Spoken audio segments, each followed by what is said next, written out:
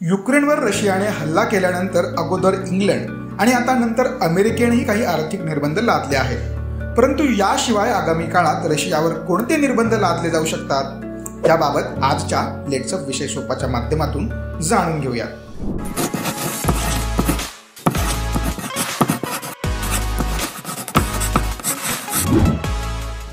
सर्वात अगोदर निर्बंध म्हणजे काय ते पाहूयात.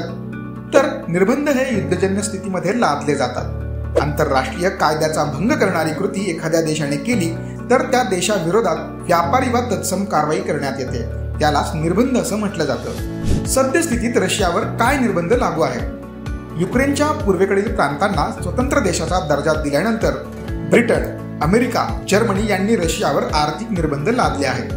तर जर्मनीला तेल आणि नैसर्गिक वायूचा पुरवठा करणाऱ्या नॉर्ड स्ट्रीम या प्रकल्पाला जर्मनीने खो दिलाय. आता आगामी काळात रशियावर कोणते निर्बंध लादले जाऊ शकतात हे पाहूयात. पहिली गोष्ट, रशियाकडून युरोपला होणारा तेल नैसर्गिक वायूचा पुरवठा रोखला जाऊ शकतो. मात्र यामुळे युरोपलाच त्याचे परिणाम भोगावे लागतील. दुसरा महत्त्वाचा मुद्दा म्हणजे रशियाला अमेरिकी डॉलरचा वापर करण्यापासून रोखलं जाऊ शकतं. याचा परिणाम रशियाच्या अर्थव्यवस्थेवर झाला आणि त्यांनी तेल पुरवठा घटवला तर जगात इंधन टंचाई भासू शकते.